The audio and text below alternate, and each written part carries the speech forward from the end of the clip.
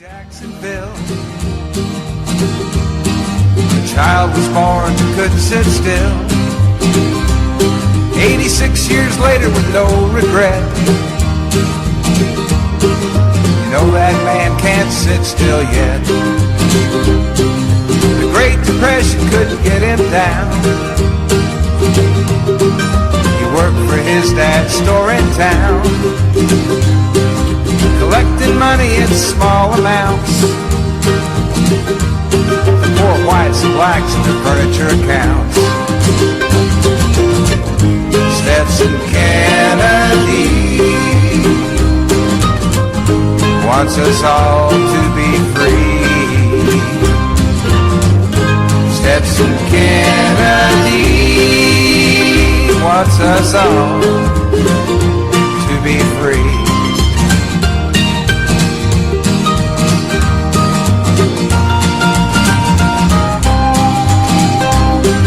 As he'd collect, he'd talk to folks. He'd hear legends, tales, songs, and jokes. Now this fine treasure he'd record and write. He was colorblind, didn't see black and white. Writer's project for the WPA. Zora Neale Hurston, he earned his pay. Crackers and blacks, they talked for hours. It was a barefoot history of this land of flowers. The week that was on the 16th of June 2018 from WBRN Radio and on the Boston Red Network. We'll start out with the pivotal event, we'll call it, at least in terms of the news cycle, the Singapore summit between DJ Trump and Chairman Kim, as he is known in the West. Nonetheless, they met, and it was a worldwide event after the, some would say, debacle in Toronto at the G7, but the G7 was long forgotten. It also occurred, of course, last week, not this week, but it was on the eve of that. DJ Trump took off for Singapore. Chairman Kim arrived first. Chairman Kim toured the city. DJ Trump took a nap. And that was basically, I'm looking in the Washington Post today, an article here by George Will, of all people, talking about presidents and the proper protocol, we'll call it, to follow in terms of conflicts. And there's an opinion here, the Senator Tim Keene of Virginia. Is any doubt a president could view a foreign foreign missile targets on U.S. soil as an act of war? Well, the situation could, it could not be. Part of the negotiation there was to denuclearize the Korean Peninsula. And that's a long-going affair. Other administrations have looked at it and made some concessions, etc. But the problem here is the Wilsonian foreign policy, which is a racist foreign policy. And as long as they try to pursue that particular paradigm, there is problems. Stefan von Hoppler, in his book, America Alone, and we invite you to read that. That's by the quote-unquote master spy that taught for many years at Cambridge University. And he was involved in the recent DJ Trump campaign. He was evidently employed by the FBI to look at various foreign advisors to the Trump campaign. But this is a professor that had been around for many years. He was known to anyone that was in foreign relations as giving these seminars. And of course, if you read his book, this is a pivotal book. But as far as this nuclear operation that DJ Trump's generals envision, well, the situation there is even if you had a 90% success rate, you would still have a 10% that could go whatever. What we do know more than likely would be from nuclear weapons or just so-called conventional weapons, the Korean peninsula would be laid bare. And also at the same time that could happen with Tokyo. Now, these are not unintended consequences. The military models are there, etc. And they know this is what the end game is. No one is really debating that as to how badly it would be. The debate, would a missile land in Los Angeles? Probably not. If it land in Alaska, so what? But the whole point there is this is a high-stakes gamble, and for an administration that focuses on the immediate, this is not their ballpark to play in. This is long ball. This is not short ball. Thus, this whole negotiating process itself will have to be bared out. DJ Trump does not have the staff. Bolton, incidentally, is mentioned in Hopler's book. He's been around for a long time. Does he have fresh ideas? No. So that is part of the situation. So Will is just left there. And then you have people like Lindsey Graham, one of the president's henchmen. If they play Trump, we're going to have a war. Well, you can have a war. There's not a problem there with a war. The denuclearization of the Korean Peninsula is non-negotiable, and a Korean nuclear capability to strike the U.S. ensures their demise. Well, maybe, maybe not. That's why they have it. If the president has to pick between millions of people dying in America and millions of people dying there, he's going to pick the millions dying over there. Well, that could be the conventional wisdom. But the millions dying over there does affect what happens in the in America in terms of geo-economic considerations, not so much political situations. If the Korean Peninsula, and you remember they are right on the borders with the Russian Federation and China, would they sit idly by? Absolutely not.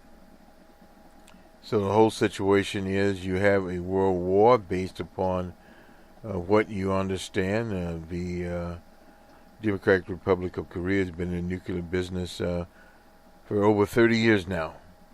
And you can look at somewhat of a constant there. They have demonstrated their abilities.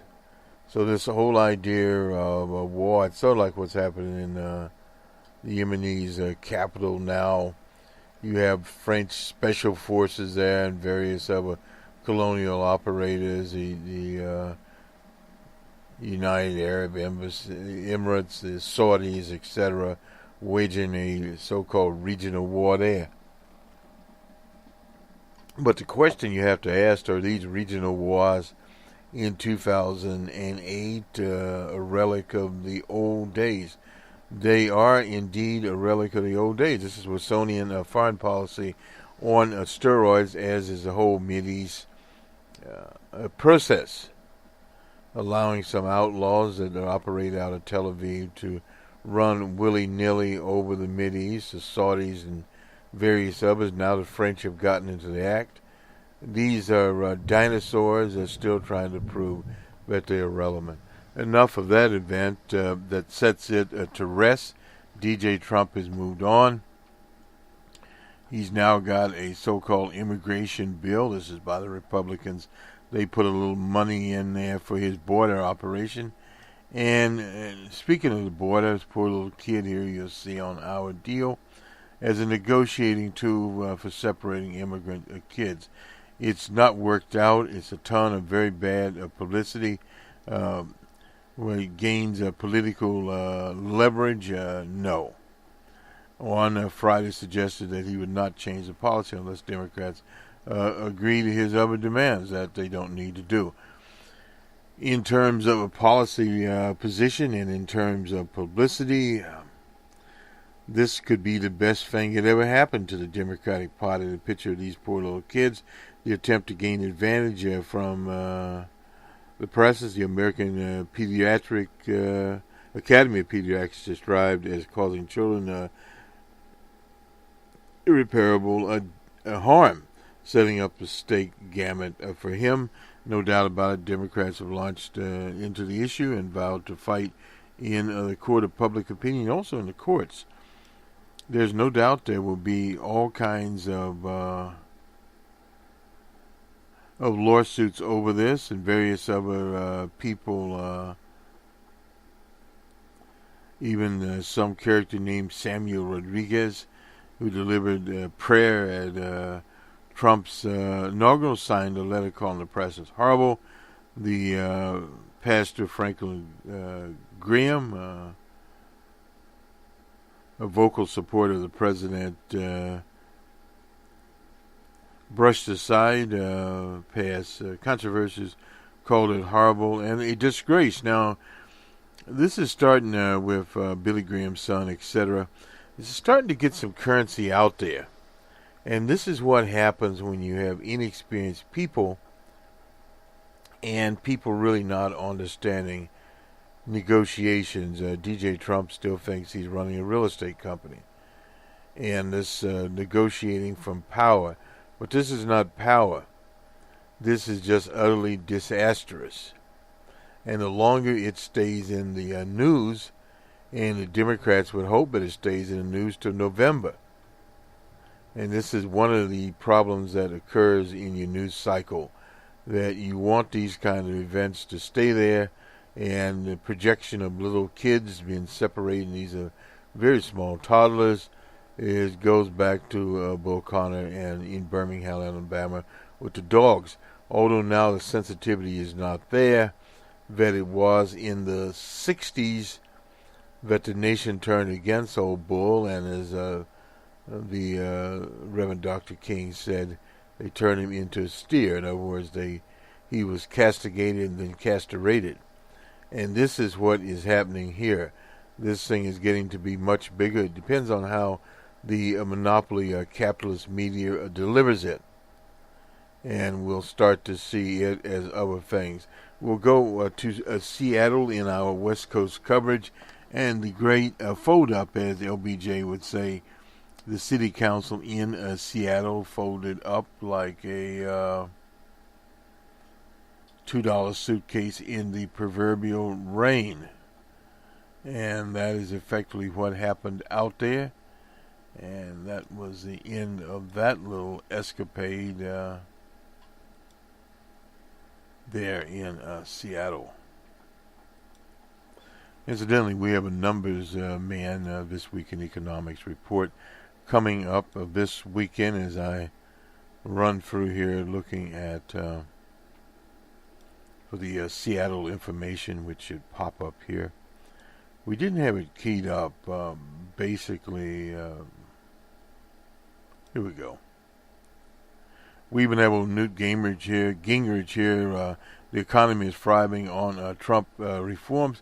We'll look at it, and the reason we're looking at it, and we'll also look at our friend Tito Jackson in a study in Boston. The city council, this was on Tuesday, rolled back the so-called head tax on so-called big business to fund homeless services less than a month after it was unanimously approved. And what this highlights is the limit of municipal action in many things. What they did here was that they would collect a tax, $275, on the big business bosses with more than $20 million in the city.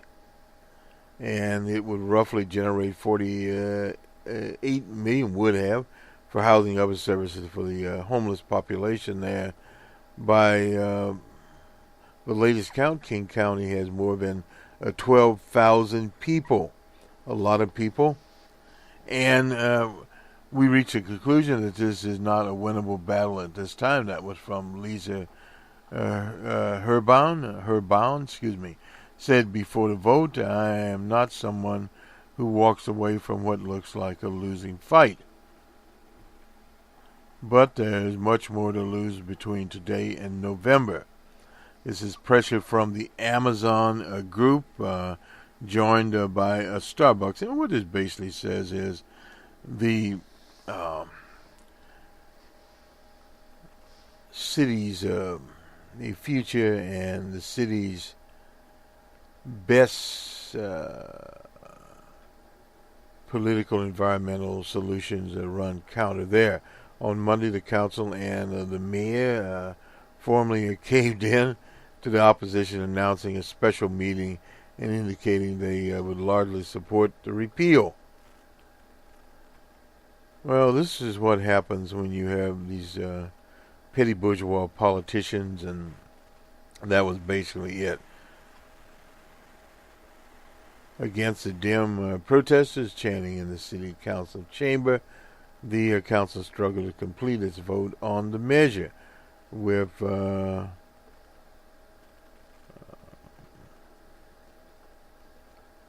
Customer Swammit holding out her vote until the crowd acknowledged the vote was happening behind them.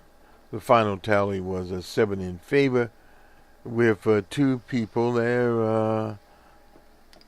Sawyer, sorry if I think is how you pronounce the name, and Teresa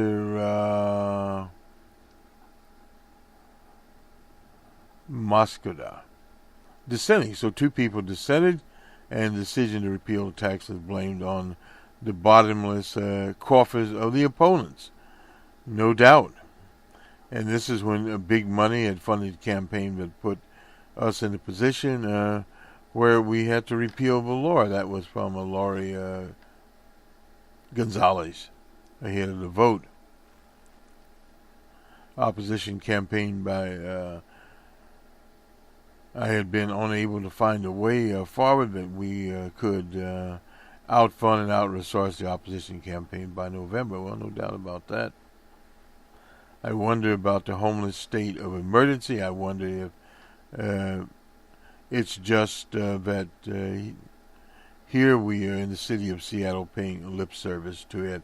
And no doubt about that. That was from Matthew Lang with the Hope Coalition. There's a little hope in Seattle, in a statement from the 7 members of the council. And Durkin on Monday, they argued that the political fight to keep the tax would provide too costly and wouldn't help the homeless crisis.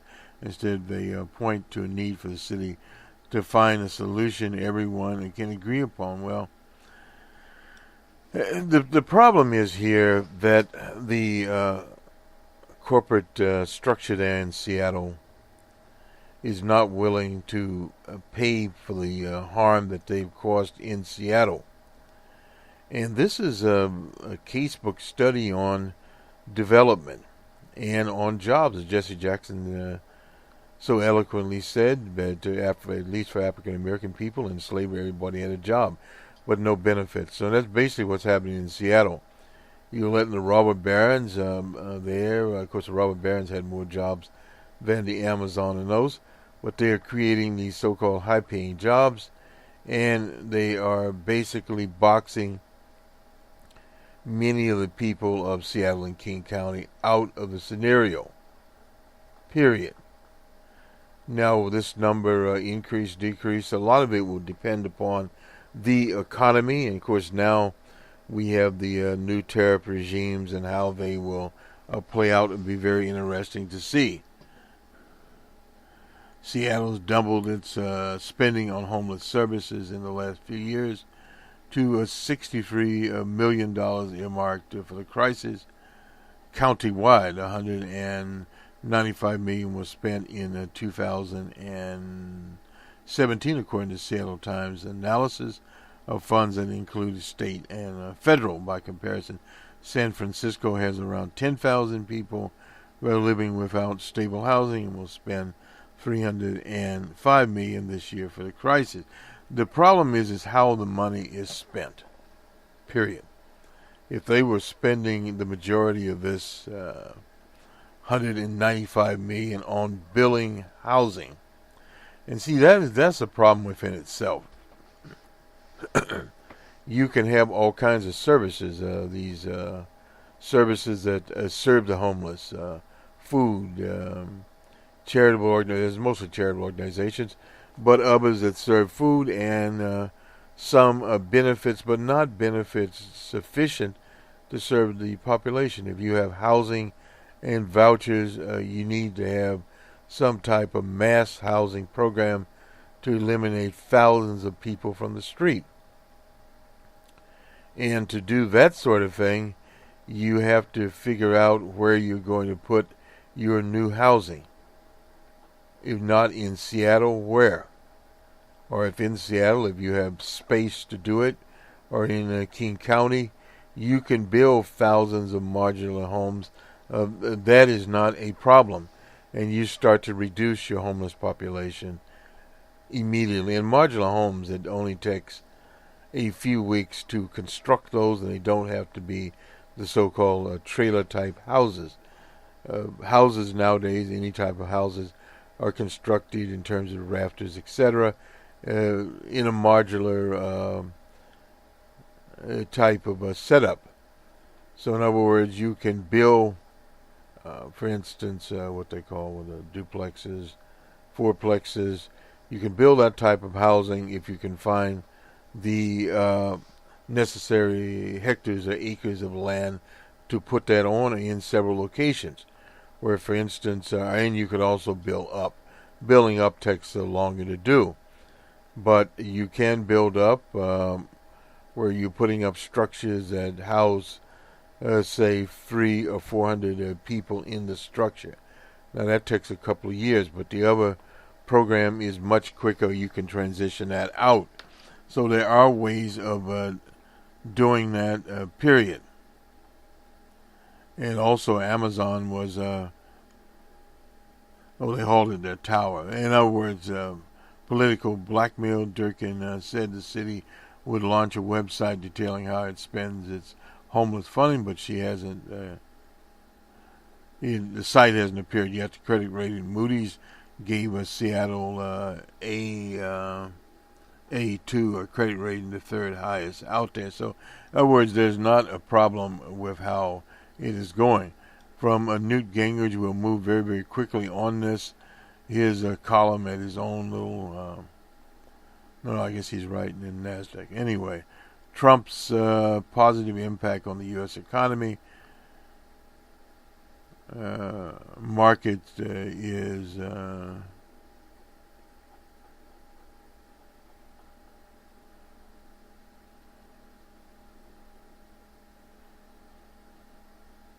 unsustainable, except for a short disruption in February. The stock market indicators have been studied since DJ Trump's arrival, and he goes here, the composite index of 536.3 in July to 7637 at the closing bell, with similar market trends. Dow Jones average there. Won't go into that. The market strength, especially the NASDAQ, is really a big deal. There are an age of mass technical advances and innovations could potentially caterpillar our society in a new era of global leadership, he thinks. And he mentions here the reason we're using this article, we brought him into the mix along with Uncle Carl, the big Amazon, Alphabet, that's Google, Apple, and Facebook, and Microsoft. The problem with all these organizations is they are non-union, period. So thus they really have no comprehensive guarantees for the well-being of their workers. And when you have this class of organization, you are heading for trouble. Now, the conversation he had evidently with Terry Campbell of NASDAQ, a vice president, we talked about the amazing comeback that the American economy has made on the Trump. Well, the American economy had already made a quote-unquote amazing comeback before Trump ever appeared. Despite a summer of devastating hurricanes that caused billions of dollars in damage, job losses in Puerto Rico, which they ignored, thousands of lives were lost there. The GNP grew by 2.6%, and that's knowledgeable there. This is lower than the 3 to 4%. Well, that is a pipe dream that is not even sustainable. The growth numbers were still astonishing, considering, according to old Newt, he inherited the Obama lethargic economy. Well, the economy came out of a depression, and this is something the Republicans really don't talk about. The remarkable success is in our markets economy are related to the Trump agenda. Now, this jobs and tax cuts. They've been proven in the past not to work very effectively. Similarly, the Tax Cuts and Job Act specifically lowered the corporate tax rate. We know about that. And corporations have engaged primarily in buybacks. So there were some things given out there. And he mentioned this Terry at NASDAQ, the continual success of the economy and markets on the Trump agenda will be a decisive factor in the 2018 elections. So Newt thinks. But that could not be the case. Let's move on here. Where do we stop next? We want to move. I think we'll have to move to a different server here to get.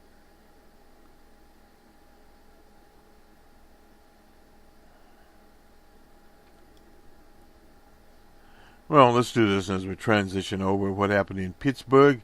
An unprecedented blow to editorial cartoonists. This is Rob Rogers. He was at the Post-Gazette in Pittsburgh for more than 20 years.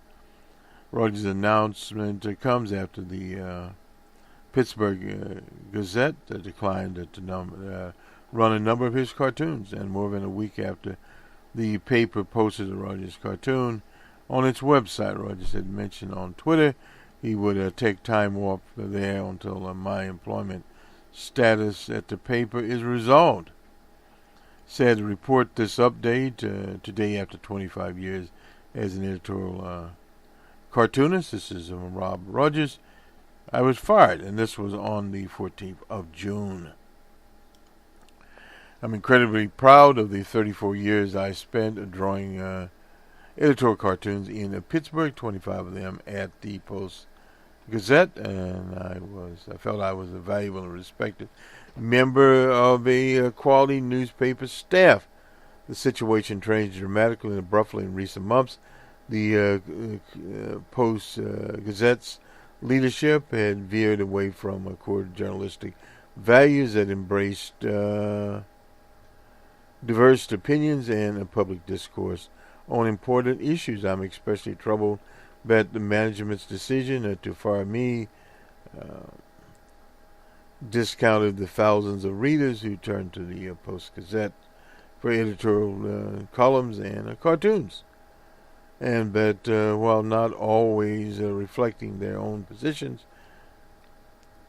challenged preconceived notions and invite thought, conversation, and to keep it a civil conversation going on. I fear that today's unjustified firing of a dissenting voice on the editorial page will only serve to diminish an opinion section that was once one of America's best. I love what I do, and I will continue to find ways to do it. No doubt he'll have his own site and will be picked up by no other outlets. He's a very good cartoonist. But this is beginning to happen more. We saw this creeping forward with so-called ownership situations. We used to have, like, for instance, the Chicago Tribune and various other right-wing, the Hearst, and various other right-wing newspapers. But now we're seeing more and more with Sinclair and various others where these multimillionaires, billionaires are putting their opinions into their outlets and forcing the viewers to look at it. The difference, of course, now is you have social media. At one time, poor Rogers could have been fired, and we would have heard about it, but only in print. And perhaps it would have showed up on some of the nightly newscasts, maybe not also. But today it went virtual, and not only that, his cartoons, and hopefully we'll have one to display on the board as what has happened here. But this is the kind of a setup that you have with the Amazons and various other operations. This is incidentally in the Columbia Journalist Review, and it shows old DJ Trump in honor of the rule of law, and RIP's laying a wreath there. There have been cartoonists before that have brought administrations down. Remember Oliphant and various others out there. And will the cartoonists come back? Oh, no doubt about it. And they probably will be on, quote-unquote, the net. Whereas, like, say, the Pittsburgh Courier, I don't know how many people they have to that paper daily in Pittsburgh, and how many people look at it on the web. And his cartoons are syndicated also. But now he could have a greater syndication out there where more people would be looking at his cartoons than ever before. And we're beginning to get to that moment where we see more and more cartoons posted there. There has to be obviously some kind of monetizing a model, but it will come. And there are enough multi-billionaires out there, and billionaires and multi-millionaires to fund such an operation, and that has to be looked at. Other outlets that are out there, like once the Huff and Puff Post, those kinds of outlets are, I think AOL now owns it. I won't do the Einstein one there, but they found it, and I'll get it, and we'll talk more about it. They found a travel manual of Einstein's, written in the 20s, where he's disparaging of Asians, particularly Chinese. We don't know much about that.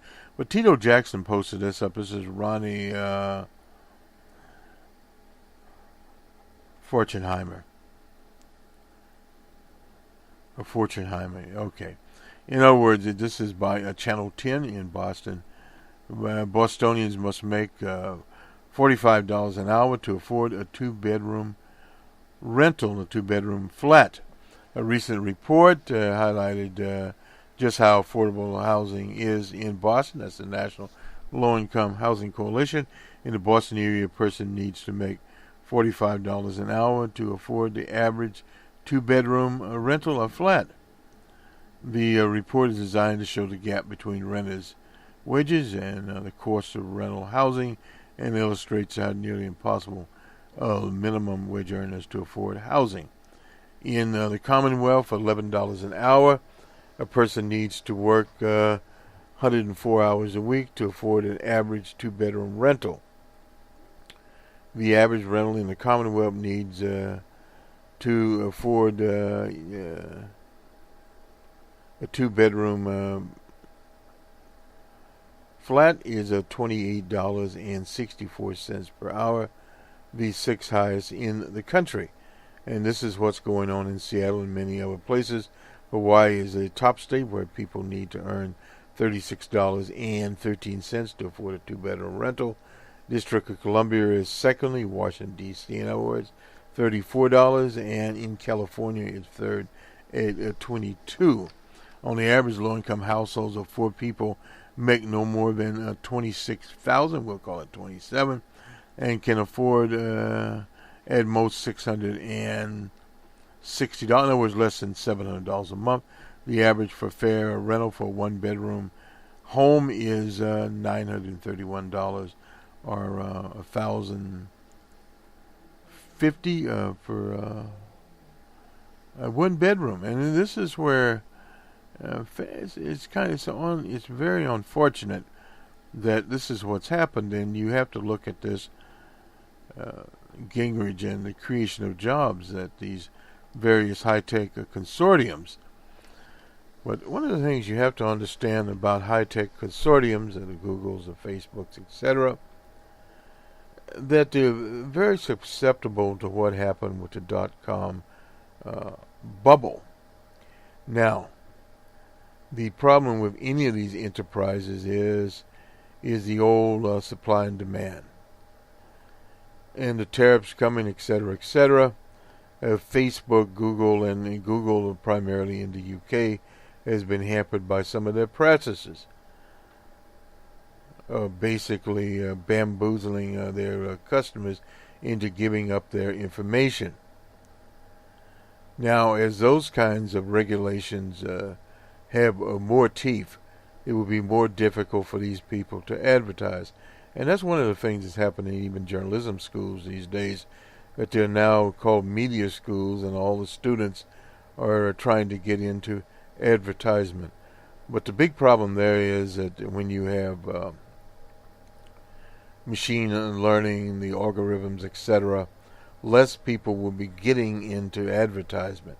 The same thing applies to Uber, the so-called gig economies. They're trying to get to self-driving automobiles as quickly as they possibly can. And these are things that you look at daily. What Newt is talking about now is almost an artificial situation here. But we're starting to see other kinds of information coming up. The National Low-Income Housing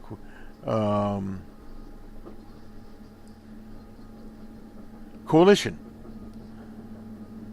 is dedicated to achieving a socially just public policy. Learn more about that and some of the things that they have here. We'll have to look at some of this later broadcast and bring it forward. Thought we would look at that, and let's see, what else do we have. We don't have that, and we'll scamp here and we'll do the sports period here. It's just looking at the Washington Post. Kind of use this.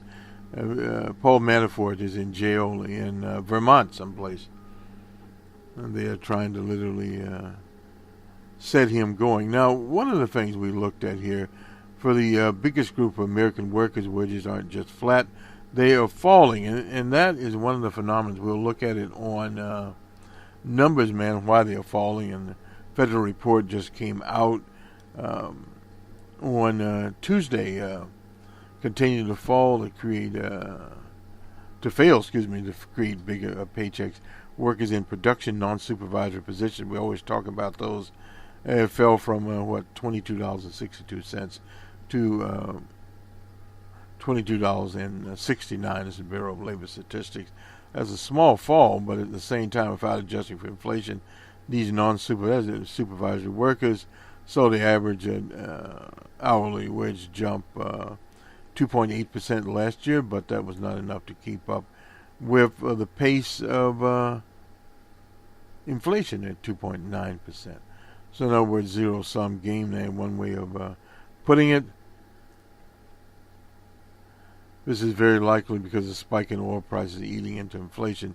Adjusted wages, that is from Alan Sinney, chief economist, strategy decision economics. We are paying for energy-related costs out of our wages and our compensation.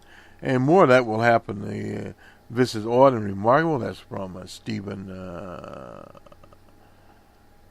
Keeley, an economist at Cornell.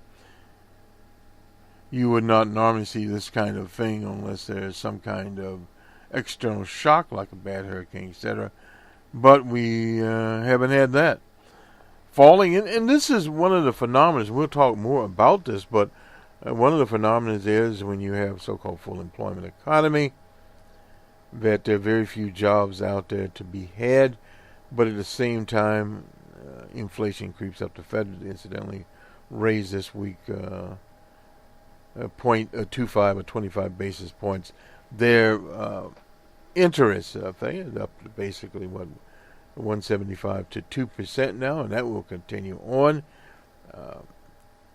But at the same time, you have other things going on. The sanctions here and some of those retaliatory things from China, the EU, Canada, everybody is out there.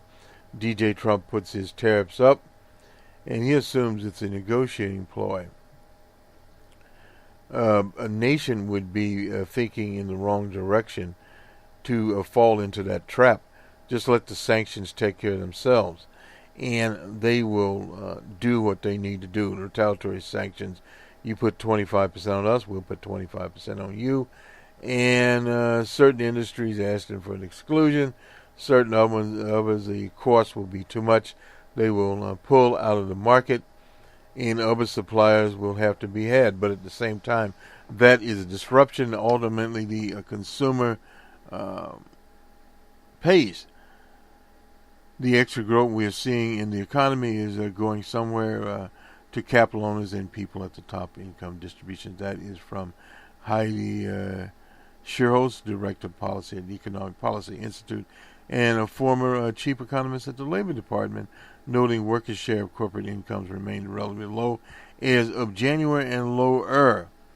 And you only need to look at how these organizations are organized, Google, etc. Yes, they do pay their executives well. Yes, they do pay analysts there, people that do code, etc., developers, we'll call them. But at the same time, there are few of those, relatively. It's not compared to the old factory work. Stephen Moore, he's a conservative economist there, said the figures were troubling, but he added that the drop in real wages could be a reflection of the economy adding low-end jobs. Well, yeah, that was basically Trump's campaign rather than declining value further up the chain. Well, no doubt, further up the chain has reached some things too, but other experts doubt the argument. For that to be true, you'd have to see the jobs coming back at particularly low-wage jobs. Now, low-wage jobs are, some of those are being placed there. Today, costs of, we hadn't gotten into that, healthcare, prescription drugs, gasoline, housing have soared. The average worker, that's according to the Bureau of Labor Statistics, is making slightly less than he made 1 year ago after adjusting for inflation. As from the leader, Bernie Sanders, said in an email to the Post. So you're continually having those kinds of situations going on. Let's do the sports. Running a little late today. Sorry about that. Conditions of research sometimes. But nonetheless, let's see. We have Argentina and Ireland coming up. This is at the World Cup. And let's get to something we know. We'll get Major League Baseball scores. We have college ball. We'll have to do that in the morning quarterback. And we'll look quickly at the World Cup. We'll start with the World Cup here. FEMA. So we have a winner for the 2026 FIFA World Cup. The member associations of... Well, I think we won't worry about that. But we will look at the daily matches here. This runs, incidentally, from June 14th into July. Today, as Argentina and Ireland, we have Peru and Denmark coming up at noon Eastern Time, and Croatia and Nigeria. A lot of Nigerians already in the Russian Federation there. And let's see, we'll go to Friday, the 15th, and get the scores. Let's see, what did we have going on here? Uruguay and Egypt. Uruguay won nothing there. Morocco and Iran. Iran won that contest. And Portugal and Spain played to a 3-3 tie. So that's one was in Vladivostok and one was in St. Petersburg. That's where the Iranians were. And there's an Olympic stadium was Spain and Portugal. So on to Major League Baseball. The Marlins were in Camden Yards. Marlins shut out the Orioles 2-0. The Rays and Yankees in New York. Yankees 5-zip there. The Reds and Pirates. Pirates 3-2. The Nationals and Blue Jays in Toronto. The Blue Jays 6-5. The Twins and Cleveland. In Cleveland, 6-3. Twins win that one. The Padres were in Atlanta. Padres 9-3. The Rockies and Rangers in Texas. Big shootout there. Rockies won it 9-5. The Tigers and White Sox on the south side of Chicago. Tigers ended up victorious 4-3. The Phillies and Brewers in Milwaukee. It was all Brewers. I guess they didn't drink as much beer. 3-2 was the score there. The Astros and Royals in Kansas City. Astros continued to win. Mr. Morton, Charlie Morton, was a winner there. Janice was a loser. Anyway, 7-3 Astros there. The Cubbies and Cardinals in St. Louis. It's all about Cubs. Mr. Lester ran the charge, and Mr. Walker,